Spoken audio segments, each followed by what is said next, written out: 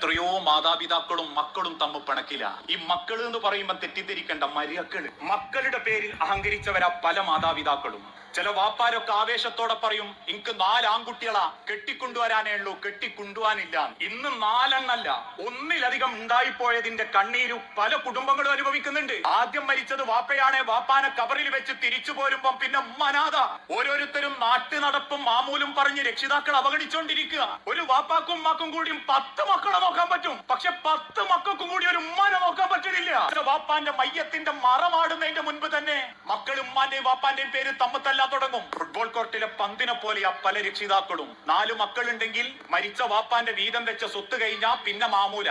അന്നൊന്നും മക്കൾക്കൊരു തിരക്കുണ്ടാവില്ല. വീടെടുത്ത് മാറിയവനും ഒറ്റക്ക് പാർത്തോനും ഒക്കെ വരും വാപ്പാന്റെ സ്വത്ത് വീതിക്കുന്നന്ന്. അത് കഴിഞ്ഞാൽ ചില മക്കൾക്കൊരു ചോദ്യചിഹ്നം, ഉമ്മാനെന്തോക്കും?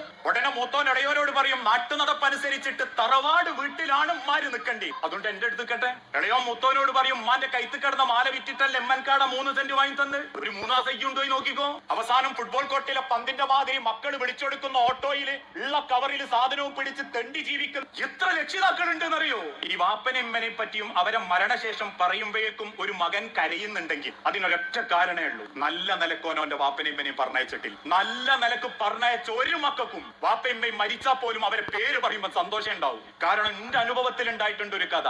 ഒരു ചെറുപ്പക്കാരന് സൗദി അറേബ്യയിൽ 3.5 ലക്ഷം റുപ്യ മാസ ശമ്പളം. വാപ്പ ചെറുപ്പത്തിൽ അറ്റാക്ക് വന്ന് മരിച്ചുപോയതാ. ഉമ്മയാണ് അവനെ വളർത്തിയത്. അവസാനം നാട്ടിൽ നിന്ന് ഡോക്ടറെ കാണിക്കാൻ പോയ ഉമ്മാന്റെ ശരീരം പരിശോധിച്ച ഡോക്ടർ ഉമ്മാന്റെ അടുത്ത് നിൽക്കുന്ന ഓന്റെ ഭാര്യനോട് നമ്പർ വാങ്ങി ഗൾഫിക്ക് വിളിച്ചിട്ട് പറഞ്ഞു, ഓനെ ഉമ്മാന്റെ വയറ്റിൽ ഒരു മുഴയുണ്ട്, അത് ഓപ്പറേഷൻ ചെയ്താൽ പോലും സക്സസ് അല്ല, അതുകൊണ്ട് ഇനി തിരിച്ചു വന്ന് നല്ല നിലക്ക് ഉമ്മാനെ നോക്കിയാ എനിക്ക് നോക്കുന്ന അത്ര കാലം കിട്ടും. 3.5 ലക്ഷം രൂപന്റെ ജോലിയോ രാജിവെച്ചു. ഉമ്മനെ അറിയിക്കാതെ ഉമ്മാനെ പൊന്നുപോലെ നോക്കി. 8 മാസം ഒരു പൈതലിനെ നോക്കുന്നത് പോലെ ആ മോൻമാനെ നോക്കി. അവസാനത്തെ ശ്വാസത്തിന്റെ പെടച്ചിലിന്റെ മുൻപ് ആ ഉമ്മ പറഞ്ഞു, എനിക്കിന്റെ മോനെ ഒന്ന് കാണണം. മോന്റെ കൈ അമർത്തി പിടിച്ചിട്ട് ആ ഉമ്മ പറഞ്ഞത്, അവൻ ഇപ്പോഴും കണ്ണു നിറഞ്ഞിട്ട് പറയും, എന്റെ കൈ ഇങ്ങനെ മുറുകെ പിടിച്ചിട്ട് എന്റെ അമ്മനോട് അവസാനം പറഞ്ഞത്, മോനെ ഇനി പടച്ചോൻ ഇനി ഉമ്മാക്കൊരു മോനെ തരുമെങ്കിൽ മോനായിട്ട് എന്നെ തന്നെ ഉമ്മ ചോദിക്കൂട്ടോന്ന്. അതും പറഞ്ഞിട്ട് എന്റെ അമ്മ എന്റെ കൈമന്ന് മരിച്ചുപോയത്. എന്നിട്ട് ഓൻ പറയുന്ന ഒരു വാക്കുണ്ട്, 3.5 ലക്ഷം അല്ല 3.5 കോടി ഉറുപ്പിനേക്കാൾ അവസാനം എന്റെ അമ്മ പറഞ്ഞ ആ വാക്ക് മതി എനിക്ക് ഈ ദുനിയാവിൽ ഒന്നും പേടിക്കാണ്ട് ജീവിക്കാൻ